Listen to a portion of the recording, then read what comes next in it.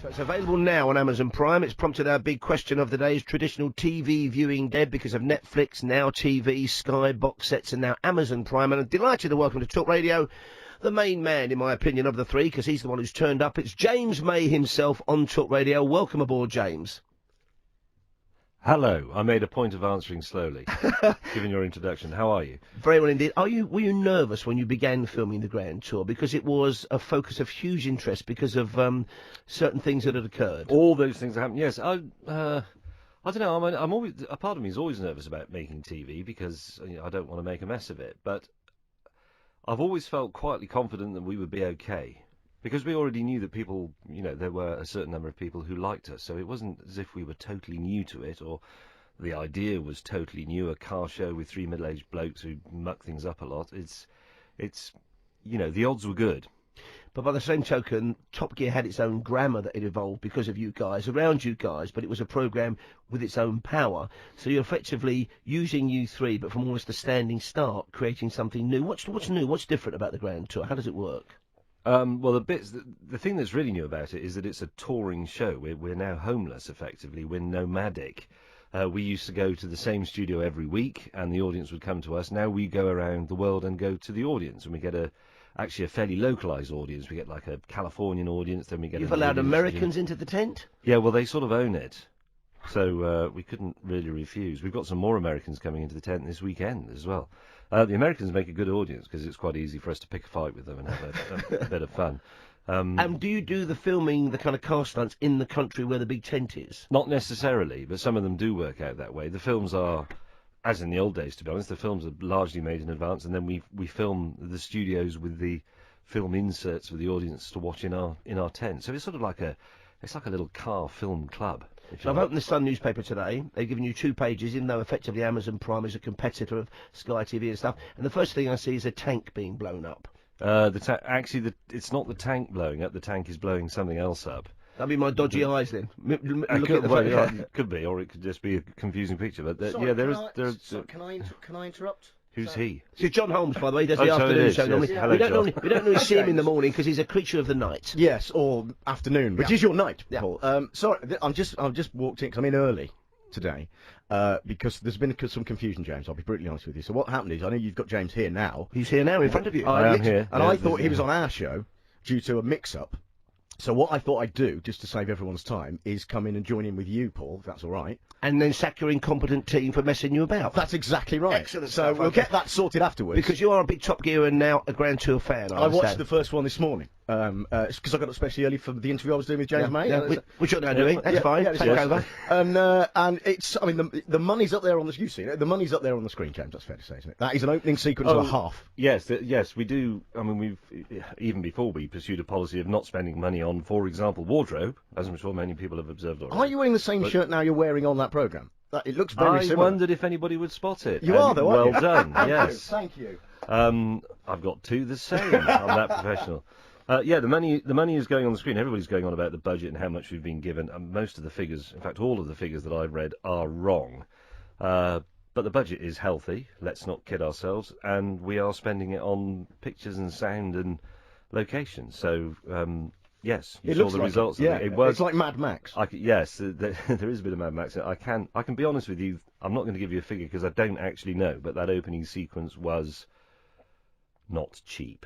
It sort of, Paul, did you think this? It sort of blew away the dust of Top Gear. Except I've yet to see it, as I said to James. Had you been listening to Talk Radio on the way, and you'd have heard that honesty, because I was too busy having an argument. It was available at 11:30 last night, and I'm in the land of Bedfordshire by then. I'm up the Wooden Hill and in the arms of Morpheus, or whoever will have me that night. This is the trouble with streaming on-demand TV. The number of spoiler alerts you have to administer is constant because there will always be somebody who hasn't seen it. That's yet. true. So spoiler alert, spoiler alert. And for those people, tough luck, like me. Let me ask a couple of quick questions that the listeners have texted in for us. Emery Merseyside said, James, don't take this the wrong way, but what is it about cars and you guys that gets you so excited? I've never understood it. Can you sum up the poetry of the automobile for Emma? I won't take that the wrong way because it's a perfectly reasonable question.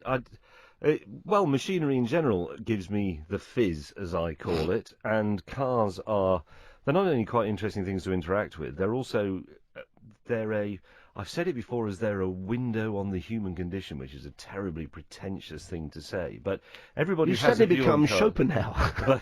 Well, not quite, but everybody's got a view on cars. If you took trains or motorcycles even, or cycling, you know, there are groups with very, very well-formed, very vocally expressed views on those things, but everybody has some sort of opinion about cars. They've either got one, or they ride in one, or they're annoyed by them, or they work in a job that depends on them, or whatever. So it's in the same way, you know, like cooking. Everybody has a view on food because everybody eats. Everybody has a view on cars, and we spend a lot of our time actually mocking the car and turning it into a laughing stock. Or blowing it up, in fact. Or blowing it up, yeah, or crashing it, or, you know, trying to drive a totally inappropriate one on a ridiculous journey. That's coming up later in this series. So they're excellent material for making our sort of TV. But at a personal level, I love cars, but I also love motorcycles and bicycles and aeroplanes and wine, screwdrivers and wine, and yeah, and lots of other things that don't Why mix did that- very well. On the when the other two that aren't as good as Paul has rightly said, My assistants, your as I think, assistants tend yes. to travel in a pair when being interviewed, and I wonder, and I asked when Do they? Yes, did they not tell you that? Because I interviewed No. them once together, and I asked where you were, and they didn't really want to answer that, and I thought it was a bit embarrassing. And then now you're here, and they're obviously somewhere else, and I just wonder why you're We're all ostracised actually the by same them. person. You never see us all together.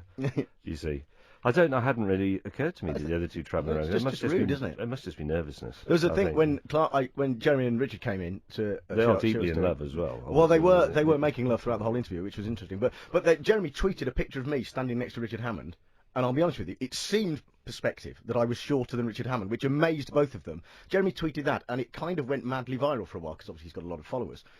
So seemingly now. And is he taller than you, Richard Hammond? I- the man I- they call the hamster. I'm going to in say which case, it what would was- that make look, you? James, The kind could, of James could answer this. Yeah. So you stood next to him. Yes, I've got stand to next be to honest. me. I've never measured him. No, I but need roughly.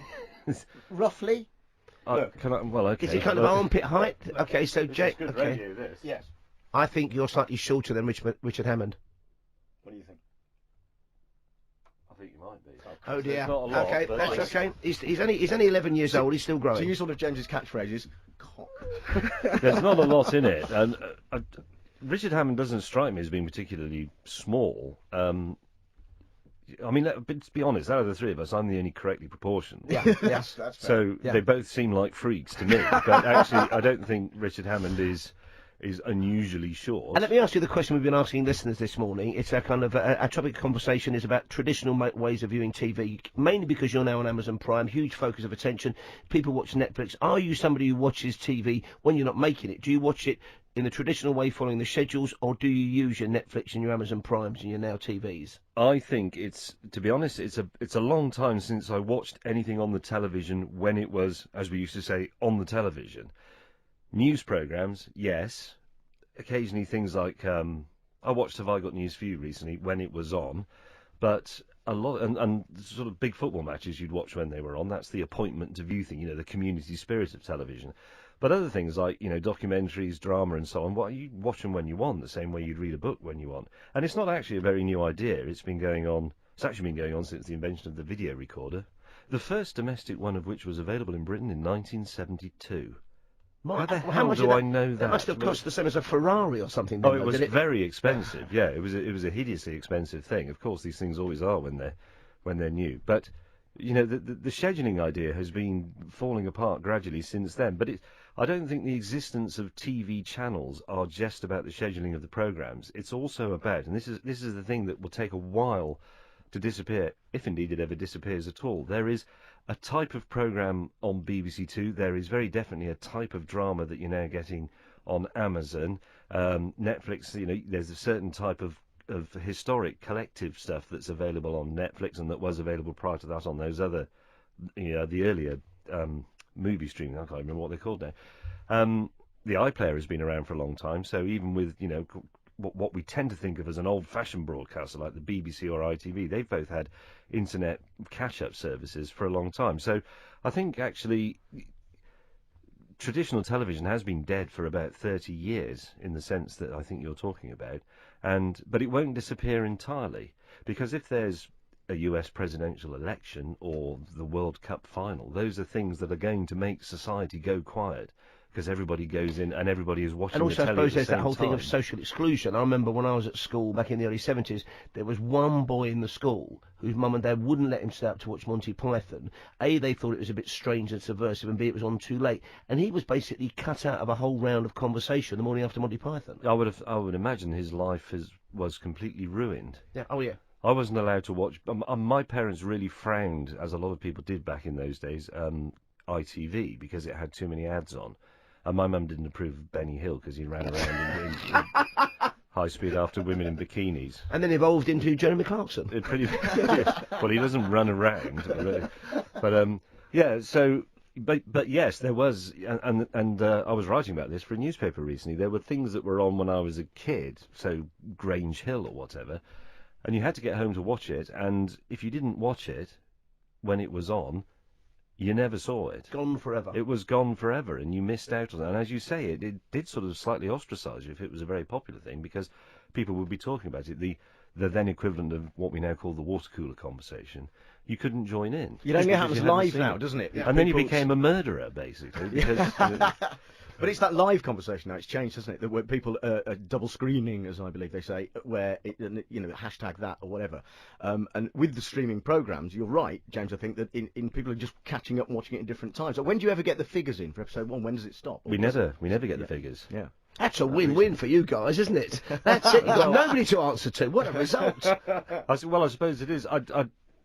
I'm not exactly sure of the business or commercial reasons for this. I think it might be a bit of a sort of gentleman's agreement amongst people like Amazon and Netflix and so on, that they won't get into a ratings war, because obviously they could. They know, because it's digital and it's on the internet, they know exactly how many people have watched it and when and for how long and how often they put, everything. It's all there. It must be in there somewhere.